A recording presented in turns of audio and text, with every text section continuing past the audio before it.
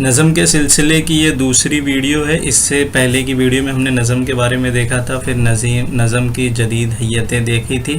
اس video میں ہم دیکھیں گے اردو نظم کا سرمایہ۔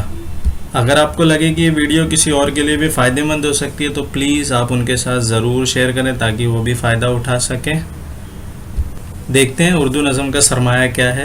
تو جس دن اردو شاعری نے آنکھ کھولی اسی دن اردو نظم نے بھی جنم لیا، اور اس دن سے آج تک نظم کا قافلہ رواں دواں ہے۔ بلکہ عہد حاضر آج کے دور میں نظم میں وہ سب خوبیاں موجود ہیں جو کسی ترقی یافتہ زبان سے توقع کی جا سکتی، امید کی جا سکتی، ایکسپیکٹیشن کی جا سکتی ہے، وہ ساری چیزیں آج اردو نظم میں موجود ہے۔ قدیم شعراء میں دکن کے شعراء نے نظم کو کبھی نظر انداز نہیں کیا۔ اس کے لیے کیا ہوا کہ دکنی ذخیرے میں اعلیٰ درجے کی نظموں کی کمی نہیں ہے۔ شمالی ہند کا اکیلا نذیر اکبر آبادی دسیوں نظم گو شاعر پر بھاری ہے۔ اس نے بے شمار موضوعات پر نظمیں کہیں اور ہندوستانی تہذیب کی اور معاشرت کی ان گنت جیتے جاگتے مرقع پیش کر دی، یعنی تصویریں پیش کر دی۔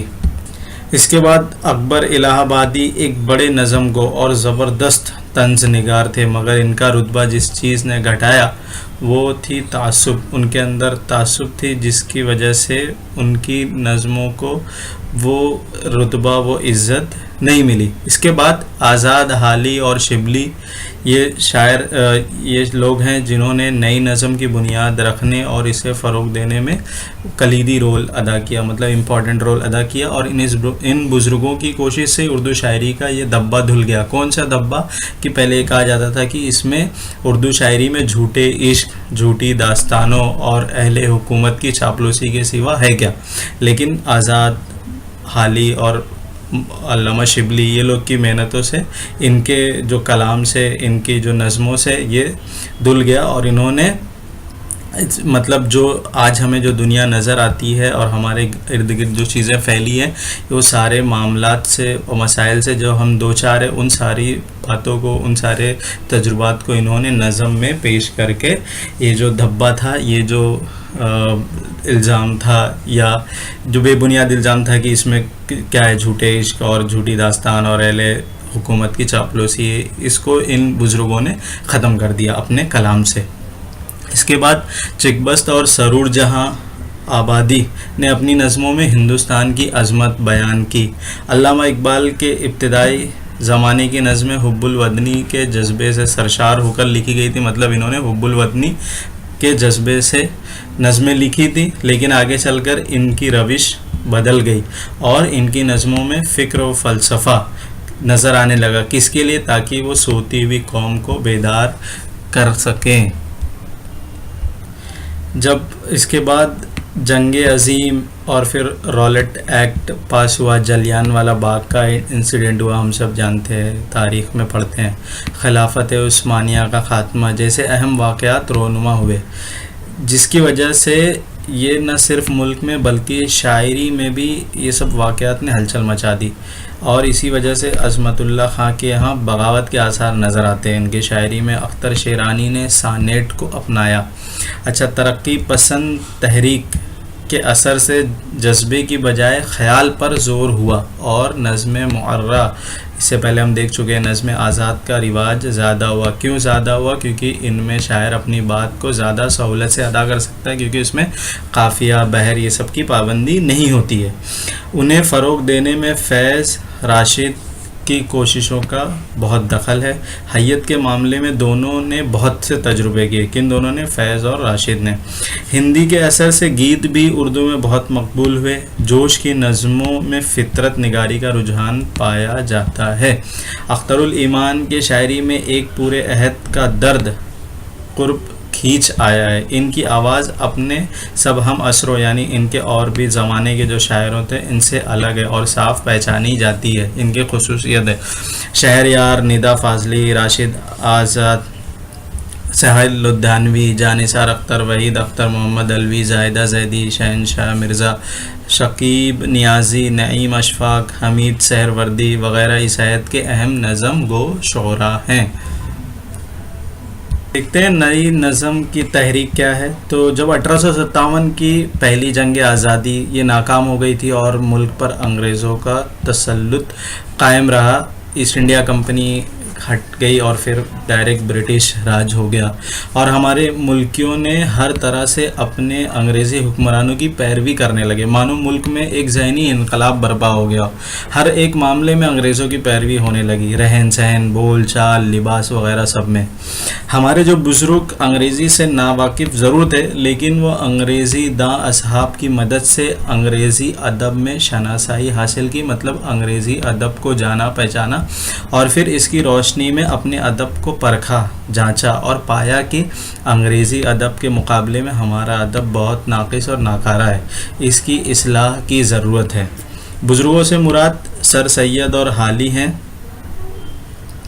بہت غور و فکر کے بعد اس نتیجے پر پہنچے کہ ادب کو افادی اور با مقصد ہونا چاہیے، مطلب ادب ایسا ہونا چاہیے جس سے کسی مقصد کو پایا جا سکے. ان بزرگوں کی رائے میں غزل اور قصیدہ دونوں یہ خدمت دینے سے قاصر تھے، چنانچہ دونوں نے غزل اور قصیدہ کی سخت مخالفت کی. اچھا، غزل اور قصیدہ کے بارے میں یہ بزرگوں کی رائے ہے، لیکن غزل اور قصیدے سے بھی بہت کام لیا جا سکتا ہے. اور جب لاہور میں مولانا محمد حسین آزاد کی کوشش سے، یہ شاعر ان کی کوشش سے نظم نگاری کی تحریک شروع ہوئی، تو ان بزرگوں نے مولانا محمد حسین آزاد کی زبردست حمایت کی. دیکھیں گے لاہور میں نظم کی تحریک کیا ہے. نئے ادب کو فروغ دینے کے لیے مولانا محمد حسین آزاد نے انجمن پنجاب کی بنیاد ڈالی. کہاں پہ؟ لاہور میں. اس سلسلے میں ناظم تعلیمات تھے میجر فلر. ان کی سرپرستی مولانا حسین کو حاصل ہوئی. بعد میں میجر فلر کی جگہ کرنل ہالرائڈ نے لے لی. انہوں نے اور زیادہ جوش و خروش سے مولانا آزاد کی تائید کی.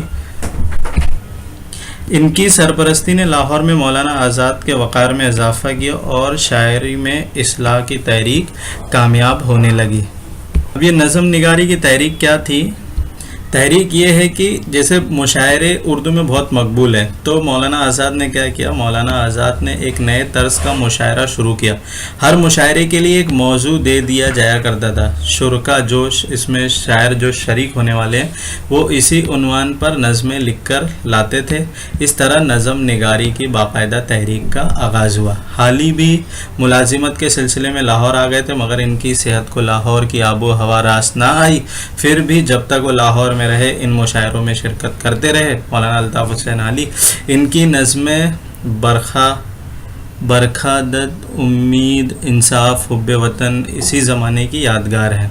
مولانا محمد حسین آزاد سر سید سے بہت متاثر تھے. دونوں کے درمیان خط و کتابت ہوا کرتی تھی، لیکن افسوس اس میں سے زیادہ تر ضائع ہو گئے. ایک خط میں مولانا آزاد کو لکھتے ہیں کہ اس مشاعرے سے میری دیرینہ آرزو بر آئی. سر سید کہتے ہیں مولانا آزاد کو. محمد حسین آزاد کو جدید رنگ سخن کا بانی کہا گیا. نظم جدید کی تحریک کا آغاز انہی کی کوششوں کا مرہون منت ہے، انہی کی کوششوں سے ہوا.